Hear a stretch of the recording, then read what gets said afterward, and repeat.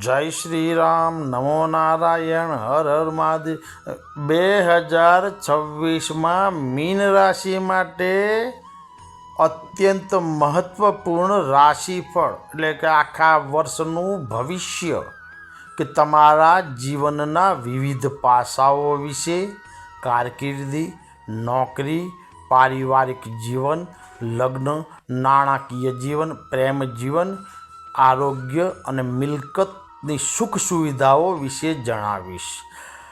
આ સંપૂર્ણપણે જ્યોતિષશાસ્ત્ર અને મુખ્ય ગ્રહોના ગોચર, તેમના પાસાઓ અને ઘરો પર તેમની અસરનું સંપૂર્ણ વિશ્લેષણ આપી રહ્યો છું. ગ્રહોના નકારાત્મક પ્રભાવોને ઘટાડવા માટેના ઉપાય પણ હું તમને લાસ્ટમાં જણાવીશ. શરૂઆત કરું છું આરોગ્ય વિશે. સ્વાસ્થ્યની દૃષ્ટિએ 2026 મીન રાશિ માટે મિશ્રિત રહેશે. કેટલાક સમયગાળા અનુકૂળ રહેશે, પરંતુ આગામી થોડા મહિના દરમિયાન તમારે વધારે સાવધાન રહેવાનું છે. આ વર્ષે શનિ તમારા પ્રથમ ભાવ લગ્નમાં રહેશે. તમારા ચંદ્ર કુંડલી મુજબ આ સ્થિતિને શનિની સાડાસાતીનો મધ્ય તબક્કો માનવામાં આવે છે, જે સ્વાસ્થ્ય માટે ખાસ કરીને સંવેદનશીલ માનવામાં આવે છે. લગ્ન ભાવમાં શનિની હાજરી શરીરમાં વાત તત્વનું અસંતુલિત બનાવશે.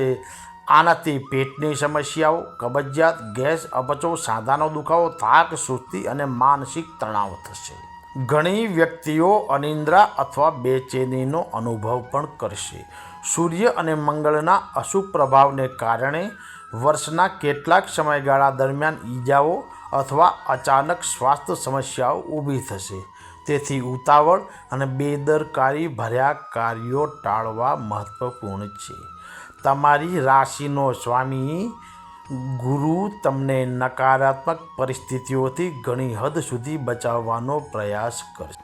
જાન્યુઆરીથી શરૂ કરીને 2 જૂન સુધી ગુરુ તમારા ચોથા ભાવમાં રહેશે. આ સ્થિતિ સ્વાસ્થ્ય માટે ખૂબ અનુકૂળ માનવામાં આવતી નથી, પરંતુ તે પછી 2 જૂનથી 31 ઓક્ટોબર સુધી ગુરુની સ્થિતિ સ્વાસ્થ્ય માટે અનુકૂળ રહેશે. આ સમયગાળા દરમિયાન લાંબી બીમારીઓમાં સુધારો થશે. શરીરની રોગપ્રતિકારક શક્તિ વધશે. 31 ઓક્ટોબર પછી ગુરુની સ્થિતિ ફરીથી નબળી પડશે. તેથી વર્ષના છેલ્લા 2 મહિના સ્વાસ્થ્ય માટે સંવેદનશીલ હોઈ શકે છે. એકંદરે 2026માં લગભગ 5 મહિના સ્વાસ્થ્ય માટે સારા રહેશે, જ્યારે બાકીનો સમય તમારે સાવધાન રહેવાની જરૂર રહેશે. જે વ્યક્તિને છાતી, ગળા, કમર, પગ અથવા ઊંઘ સંબંધિત સમસ્યાઓ છે, તેમને ખાસ કાળજી રાખવી.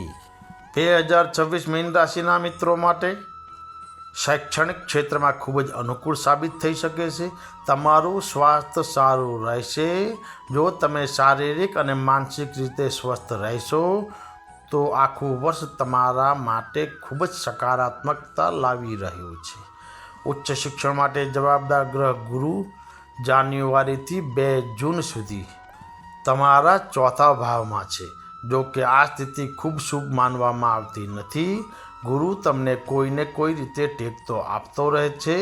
આ સમય દરમિયાન કૌટુંબિક અથવા ઘરેલું કારણસર તમારા અભ્યાસમાં અવરોધ આવશે, પરંતુ પ્રયાસ કરવાથી તમે તમારા વિષયો પર ધ્યાન કેન્દ્રિત કરી શકશો. 2 જૂનથી 31 ઓક્ટોબર સુધી ગુરુ તમારા 5મા ભાવમાં ઉચ્ચ સ્થાને છે. આ સમયગાળો શિક્ષણ માટે ખૂબ જ શુભ છે. પ્રાથમિક શિક્ષણ, ઉચ્ચ શિક્ષણ, ટેકનિકલ અને વ્યવસાયિક અભ્યાસ લેતા વિદ્યાર્થીઓને આ સમયગાળા દરમિયાન ઉત્તમ પરિણામ મળશે. 31 ઓક્ટોબર 2026 પછી ગુરુની સ્થિતિ નબળી છે, પરંતુ આ સમય સ્પર્ધાત્મક પરીક્ષાઓની તૈયારી કરતા વિદ્યાર્થીઓ માટે ફાયદો સાબિત આપશે. એકંદરે તમારું સ્વાસ્થ્ય જાળવી રાખશો અને નિયમિત અભ્યાસ કરશો તો તમને શિક્ષણમાં સફળતા મળશે. મહેસાણાથી એક મિત્રનો મેસેજ છે કે 2026માં મીન રાશિના લોકોનું લગ્ન જીવન કેવું રહેશે. સાવધાન રહેજો. જો તમે સાવધાની અને ડહાપણથી આગળ વધશો તો તમારું વૈવાહિક જીવન સંતુલિત રહેશે, અન્યથા છૂટાછેડા પણ થઈ શકે છે. સાવધાન રાખવાના છે તમને. શંખેશ્વર ગુજરાતથી એક મિત્રનો મેસેજ છે કે 2026માં મીન રાશિ પર 7.5 હશે. હા ભાઈ, મીન રાશિ પર શનિની 7.5 2025થી શરૂ થઈ છે અને આગળ પણ ચાલુ રહેશે.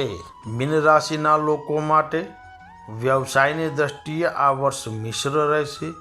આ વર્ષે વ્યવસાયમાં કોઈ મોટું જોખમ ના લેવું, તેનાથી બચવું તમારા હિતમાં છે. લગ્ન ભાવમાં સ્થિત શનિ તમારા 10મા ભાવ એટલે કે કાર્યસ્થળ પર અને 7મા ભાવ એટલે કે વ્યવસાયના ઘર પર પોતાનો પ્રભાવ પાડશે, જેના કારણે વ્યવસાયમાં થોડી મંદી આવશે.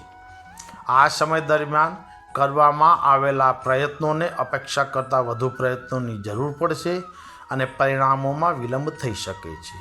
બુધ તમને સરેરાશ પરિણામ આપશે, પરંતુ શનિ અને રાહુની સ્થિતિ જોખમી નિર્ણયો લઈ શકે છે, ખાસ કરીને જો તમારો વ્યવસાય દૂરસ્થ અથવા વિદેશમાં હોય.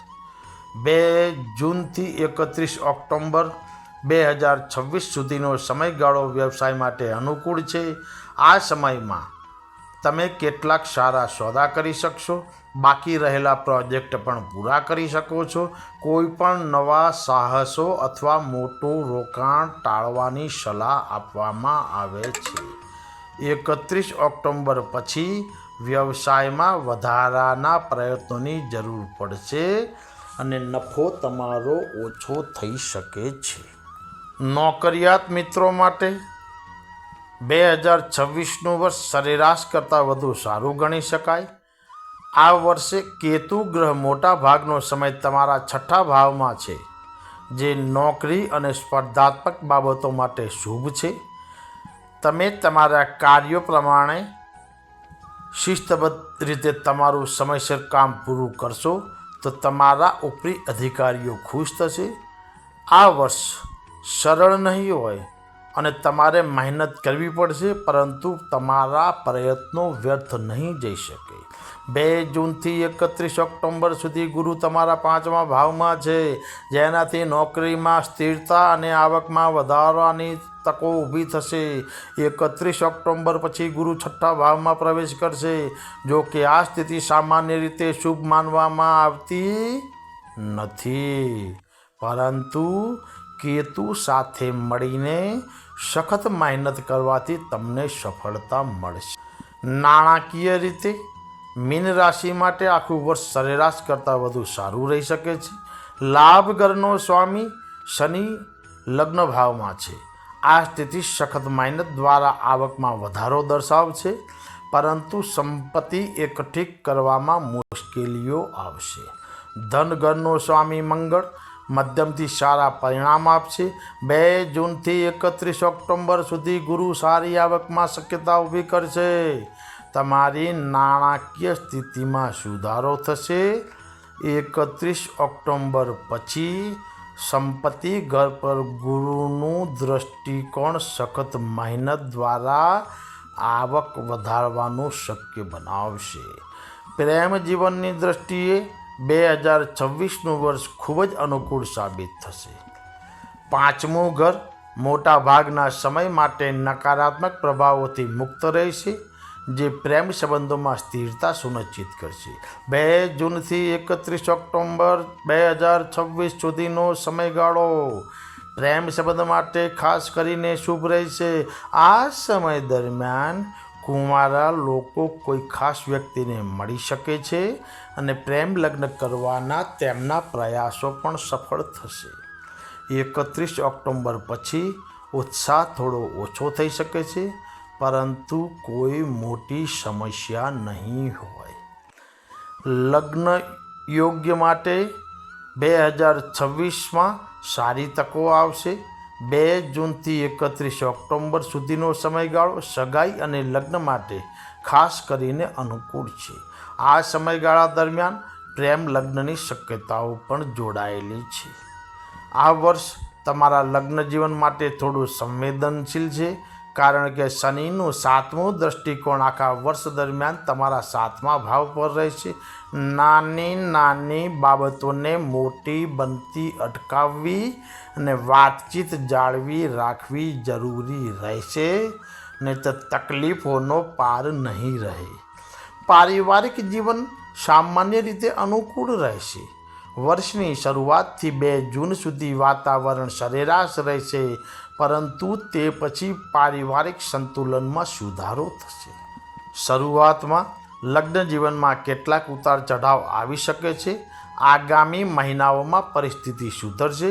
ગુરુ ગ્રહના આશીર્વાદથી તમે ઘરેલું સમસ્યાઓનો ઉકેલ લાવી શકશો. જે લોકોને જમીન, મકાન અને વાહન સંબંધિત મામલામાં મધ્યમ પરિણામ આપશે. જો તમે વિવાદ વિના મિલકત ખરીદો છો અને પ્રમાણે તમે વ્યવહાર કરો છો, તો તમને કોઈ મોટી સમસ્યા નહીં નડે. આ વર્ષ વાહન સુવિધા પ્રમાણે સારું છે. શુક્રની અનુકૂળ સ્થિતિ વાહન ખરીદવામાં તક ઊભી કરી શકે છે, ખાસ કરીને વર્ષના મધ્યના મહિનાઓમાં. સુરતથી એક પ્રશ્ન આવેલ છે કે મીન રાશિના ગૃહ સ્વામી કોણ છે? મીન રાશિના સ્વામી ગુરુ ગ્રહ છે. ઉપાય બતાવું છું કે વડના ઝાડના મૂળ પર મીઠું એટલે કે સાકર નાખીને દૂધ અર્પિત કરો. વડીલો અને શિક્ષકોની સેવા કરો. જો તમને અનિદ્રા હોય તો તમારા ઓશિકાની નીચે વરિયાળી અને થોડી ખાંડ રાખીને સૂઈ જાઓ.